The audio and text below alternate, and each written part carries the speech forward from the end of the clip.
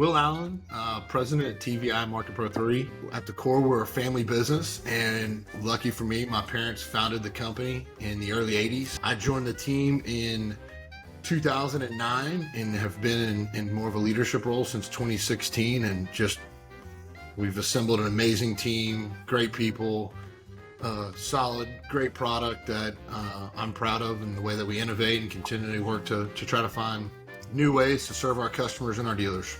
Kurt Hankey, I'm the corporate accounts manager here at TVI, and my background is all fixed operations, all in the dealership world prior to coming to work for TVI.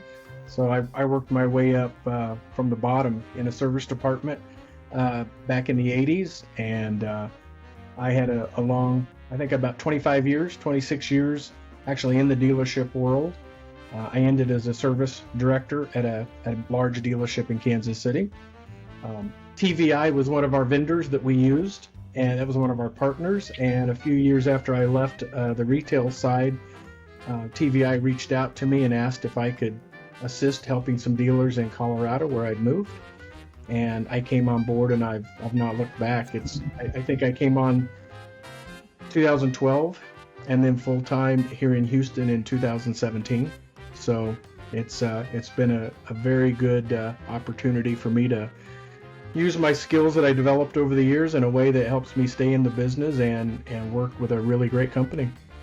So I think the biggest thing that I kind of see on a global scale, and talking to our clients and customers and talking to our reps who are in the stores on a daily basis, is there's really kind of this lagging impact from 2 to 3 years ago where dealers lacked the inventory through the COVID crisis, and you had a national drop in new car sales. There just wasn't the inventory there. So when we look at where most of our active customers are sourced in service departments, a big chunk of those are coming from new car sales. And so seeing that drop off, there's this kind of domino effect where really late 23, 24, probably even in the coming years, like we're going to see the lasting impacts of that. And we started seeing some rebounds to where things have normalized, I'd say.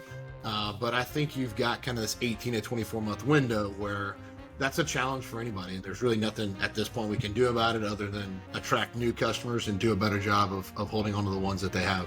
The independent service providers are putting a lot of pressure on the market right now, and a lot of that's convenience driven. So the digital transformation of how to do business with a dealership, from the ease of using an app to schedule an appointment, to check the status of a car, to pick up and deliver, all of those digital conveniences that allow the customer to interact with the dealer. The independents are very, very, very good at that, and they're very quick at implementing those things. So we're seeing our dealers recognize that, but they're struggling to get that customer experience at the same level sometimes. And that's really their biggest competition, is the independent providers. So I think there's a struggle in getting good technicians to come over from the independents and not defect to the independents. And that all centers around keeping the customers engaged at the dealer level. So they're looking at different ways to keep that engagement smooth and easy for the customer. I think you're going to kind of see a continuance of what's happened in 24. And from our perspective, like, there's been a stronger focus on fixed ops, I think, just across the business. Like, we see that with the investment of our stores. Like, our stores are generally extremely, I would say they're more budget conscious today than they have been in the past. Even at that, there's just more importance put on fixed ops than there have been in previous years, really since I've joined the company over the last 15 years. I don't remember the engagement that we're having today from general managers, dealer principals, just really kind of like vertically through the entire dealership organization, whereas many people are focused on fixed ops as they are today. And I think that's just a function of the car market, where dealers see opportunities, where they can get better, some of the things Kurt just mentioned, but also it's a market that they've got more control over. So that's something that we've seen really in 24. I really fully expect to see that in 25. Yeah, I would tie into that a little bit, that the dealers all recognize that during the down slump in sales, they took advantage of that to a degree. There were high profit margins that they didn't see before. Customers typically saw that dealers quit discounting service pricing. They didn't have to be as competitive.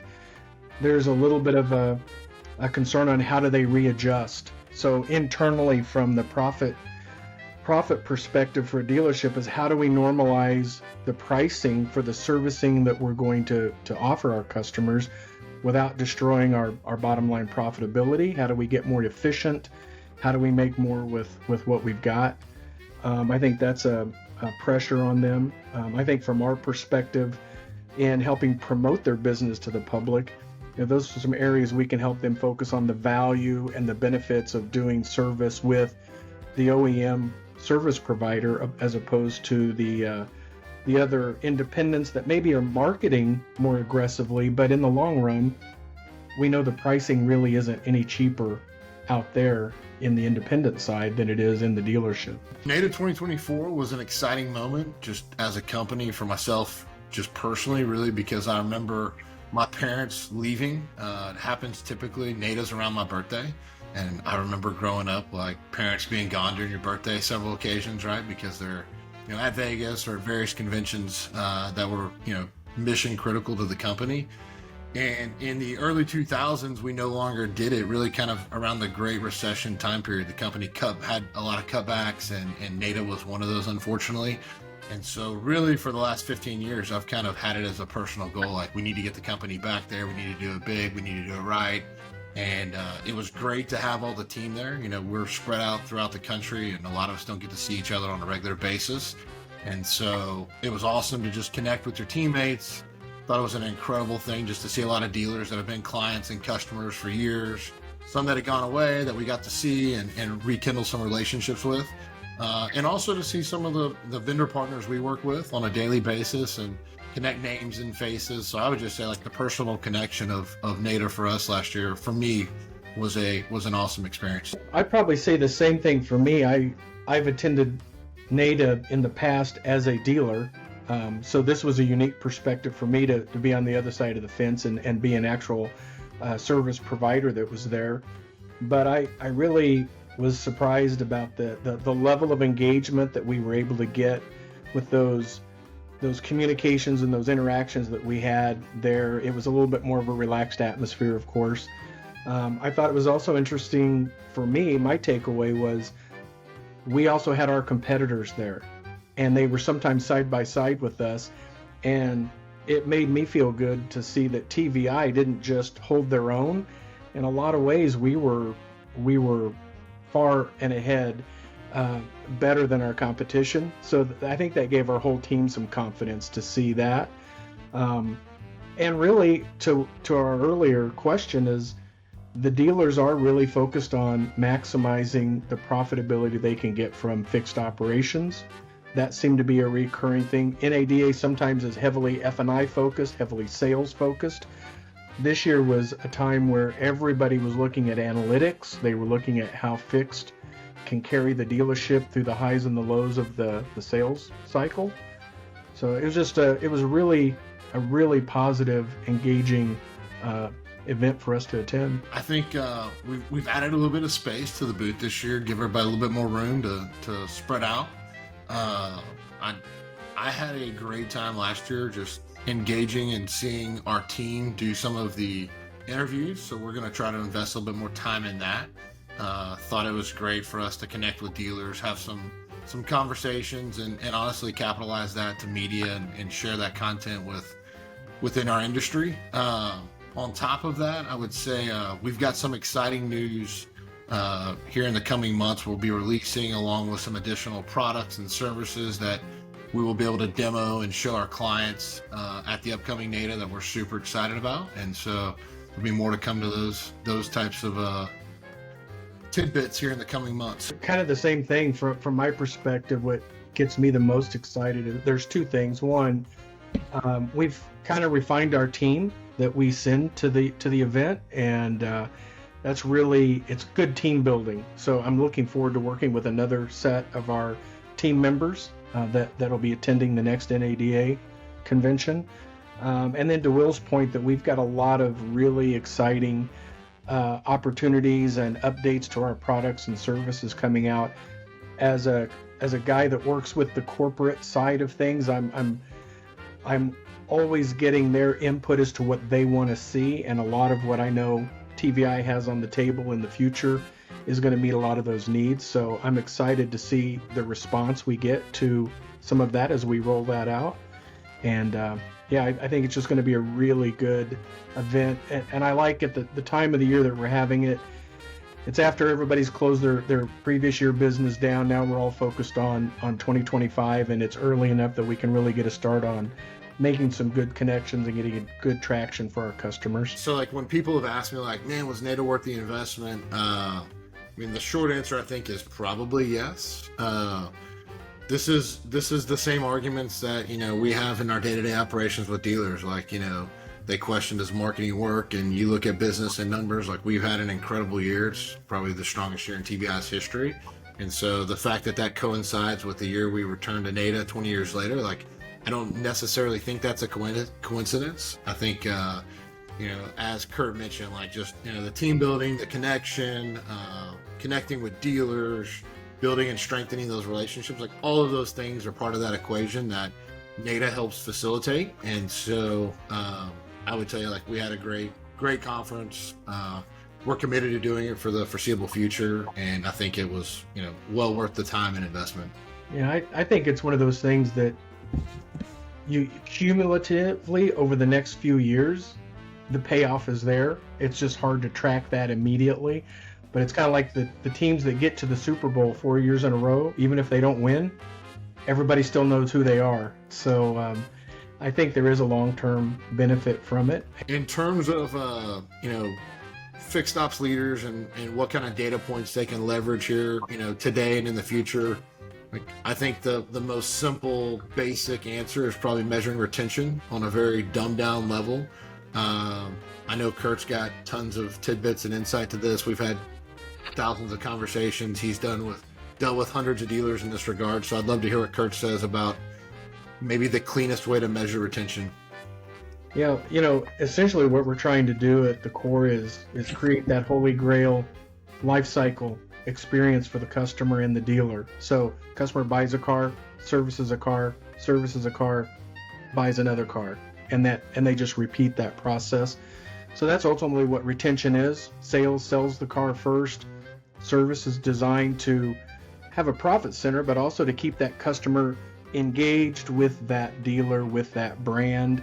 And if they do that successfully, that is where the customer will tend to trade their cars in for new and used purchases and then repeat that process. So retention for us at a very broad level is how many customers today are engaging with your store on a regular basis, and there are different parameters that manufacturers want them to meet. But at the end of the day, if you're getting 1 to 2 visits per year from a customer, that's fully engaged. That's the goal.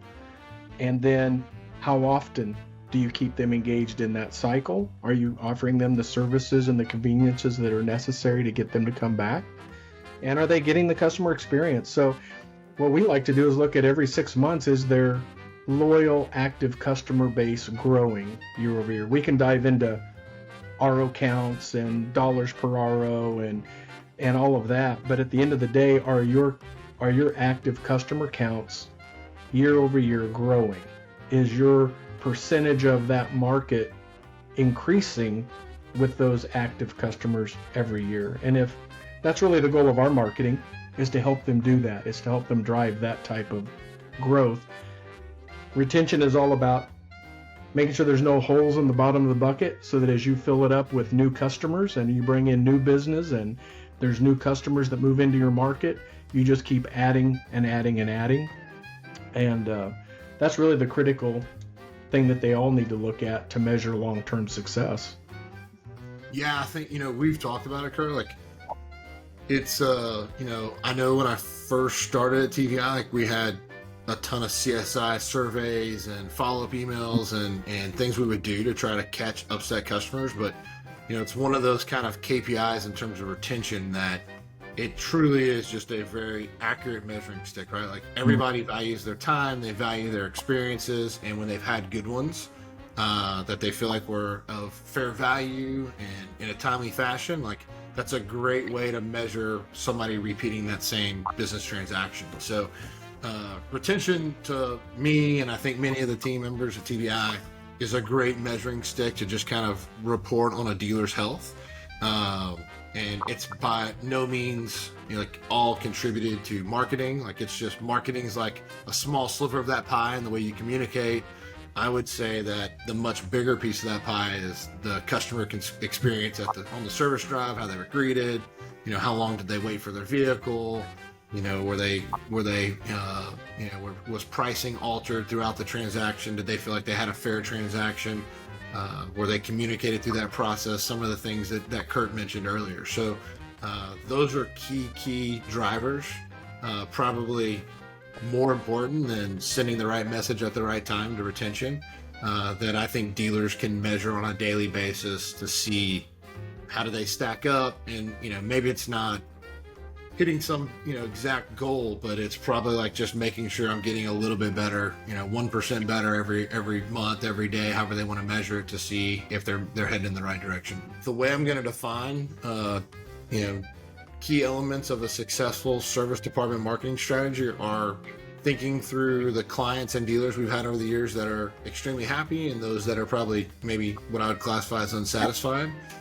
Typically, in learning from those mistakes, you find that the marketing efforts, the design of the program we had, who we were communicating with, on what cadence, what the message was, just probably didn't align with what the business goals were at that dealership. So one example, maybe if we're hired to help alleviate OEM pressure regarding recall redemption rates within a certain market, making sure that we've targeted the right recalls that a dealership has readily available parts for, that they can get turned around in a reasonable time frame, or communicate that time frame to customers. If a dealer's looking to hit some kind of OEM retention mark, making sure that that's clearly defined, and making sure as the company trying to execute a marketing and communication strategy behind the scenes, that we're tied into the timing and metrics for that exact OEM KPI. So I just really think from a broad term, it's probably aligning marketing strategy with business strategy and making sure that we're not wastefully spending money elsewhere, and that we're aligned with what that dealership's ultimate goals are. Yeah, I think that's really the cornerstone of what makes TVI different. When we go into work with a dealer, oftentimes they call us consultants for them, because we're not just trying to find out how many customers are there and, hey, here's how pretty our mail or our email pieces are, or how effective our social media is. What we're trying to do is align ourselves with what is the dealer's core objectives, and the GM and the service manager, they have the same ultimate goal, but they may have two different components pulling them different ways. So we have to figure out how to get our marketing in alignment with both of those visions, put it into place. Very data driven. I think without the right data, I think any company that's not really getting the good data to begin with and then refining it and doing good segmentation and coming up with unique ways to get in front of each customer with the right message. But I think once you do those things, you also have to have a little understanding of what is the capabilities of the dealer at that time. You'll have customers that tell you they want X, but they can't really get past B yet. So you've got to be able to balance what the reality for them right now is and help them build a plan to get to where they want to get. Kind of a multi-channel approach. You can't just run emails. You can't just rely solely on digital. You can't rely solely on direct mail. You really need to find a balance, and each market and each brand actually responds. Those customers respond a little differently to that mix. So you've got to figure out what is the right mix of touch points to be able to offer. And I think the last thing is we get a lot of data back from those campaigns. So we see what works. Now we can take those customers that were impacted positively by us, figure out how do we retarget them to keep them retained. We were talking about retention. We don't want one and done visits. How do we get that customer back in And then we also identify a segment of customers that just don't respond to the marketing at all. Now we can take that segment and say, what are we not doing right? What can we do better? Is there another approach we can take?